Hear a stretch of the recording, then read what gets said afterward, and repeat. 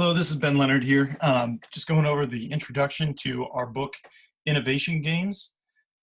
Innovation Games was written by Luke Homan, who is the CEO of a software development consulting firm out in Silicon Valley. This is a brief overview of the book. What we're going to do is also play a couple of the games with you.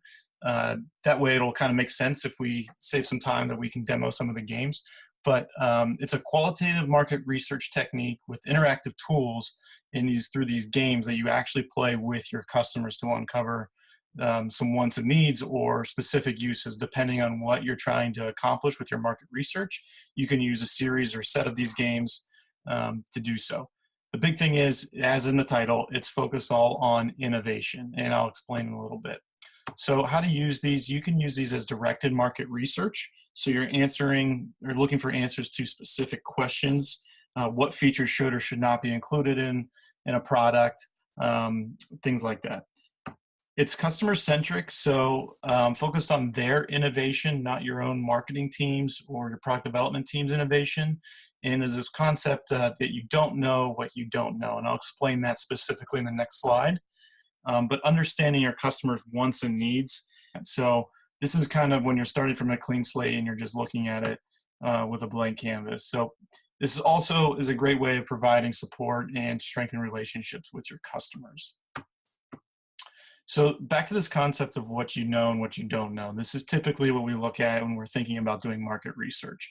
We know there's a customer has a preference for these attributes or this feature in the product, but we don't know if they want this feature added, or they may want something else taken away, or they don't use certain features. So that's in the other bucket of what you don't know. Actually, what the author points out is what you know and what you don't know are both in that same corner of the pie, but there's this bigger section out there of what you don't know, you don't know. Sounds a little confusing, but basically during these innovation games, customers will demonstrate and show you things that you may not even consider, and this is where the innovation comes in.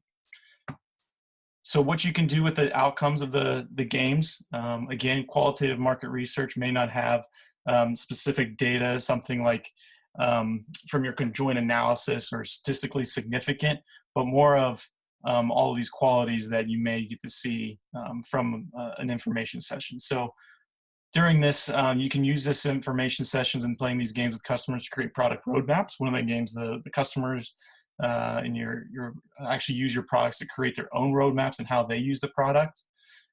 This also is a great way to improve your sales and marketing effectiveness.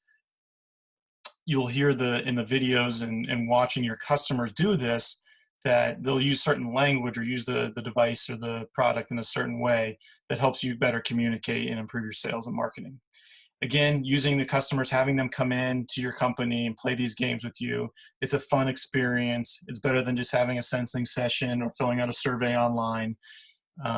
It's a two-way dialogue and you're playing a game with them. So you're building these customer relationships and you're uncovering new business opportunities in doing so. This also can be used for strategic planning and some other areas that you may not have seen your company going into. These are the innovation games. I'm going to turn it over to my teammates now to go over some of these games, and we'll actually play some games with you. Thanks.